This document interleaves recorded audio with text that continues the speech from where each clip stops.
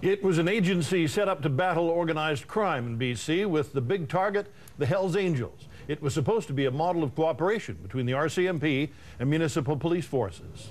But tonight, in an exclusive CTV Globe and Mail investigation, we reveal how turf wars and infighting destroyed that effort and cost a skilled police officer his career. And as Lisa Rossington reports, when the officer sued, taxpayers wrote a $2 million check, keeping the embarrassing details out of court. This is a story of the law's struggle to knock down the Hells Angels in BC in the 1990s. Grow-ops, cocaine smuggling, and violence. It was an era where the Angels flew their colors openly. They seemed immune to prosecution, even though the police described them as an outlaw gang. We are a bunch of nice guys, and we enjoy riding motorcycles. Then in 1999, two senior members of the Hells Angels, Chico Perez and Ronaldo Leasing, were caught in a Vancouver police drug sting. They were prosecuted and jailed.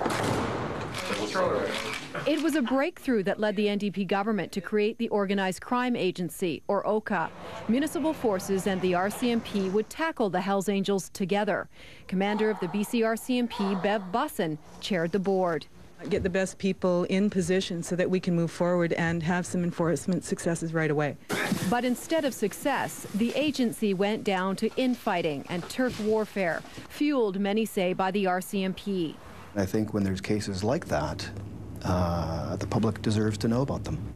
In a CTV News exclusive, two former top OCA managers reveal for the first time how the agency wasted millions of dollars on a failed investigation and ruined a skilled cop's career. As a result of all of the issues that surrounded his dismissal, a major biker investigation was effectively scuttled. Peter Ditchfield and Andy Richards were Vancouver police inspectors on loan to OCA, and it was clear to both of them from the beginning that the RCMP did not want to share control of organized crime investigations with municipal police.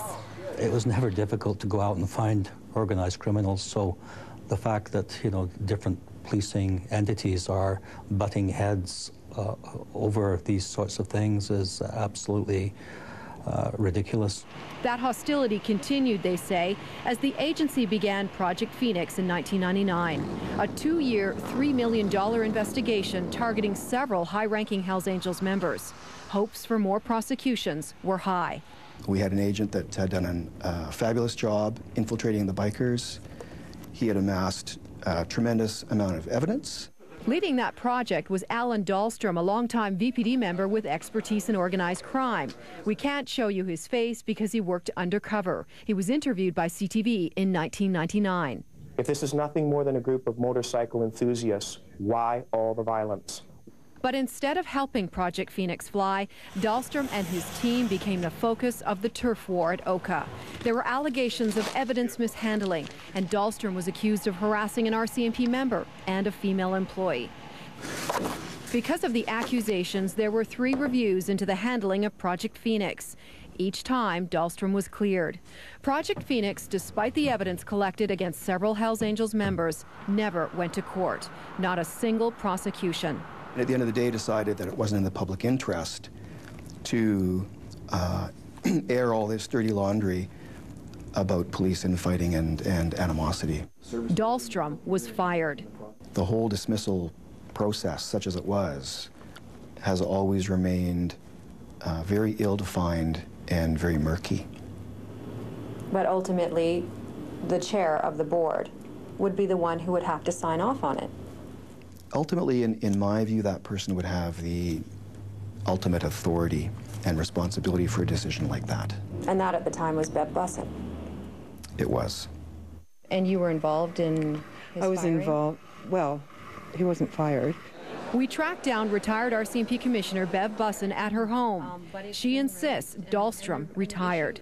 Al Dahlstrom was offered a package to retire. And through that, there was a process that took place, and he ultimately got himself a lawyer, and it was dealt with through a legal process. Okay, but he I guess, initiated a wrongful dismissal, so that would indicate that his right he's to do been that. let go unfairly.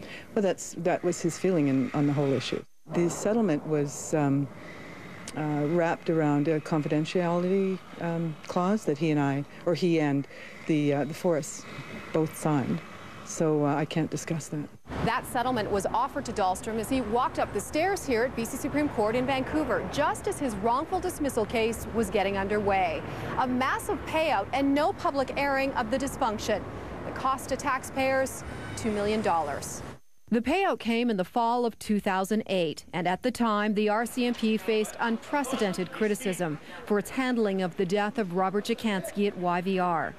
Despite repeated requests, the RCMP have never discussed the Dahlstrom case or the end of Project Phoenix.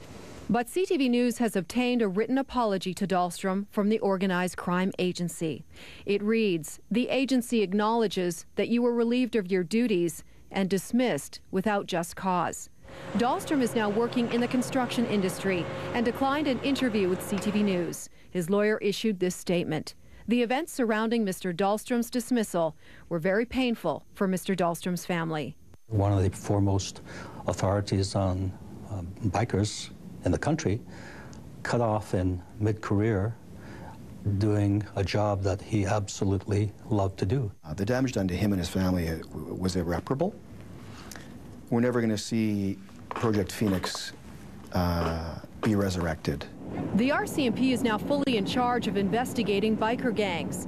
Despite some prosecutions, experts say organized crime continues to thrive in BC. Lisa Rossington, CTV News, Vancouver.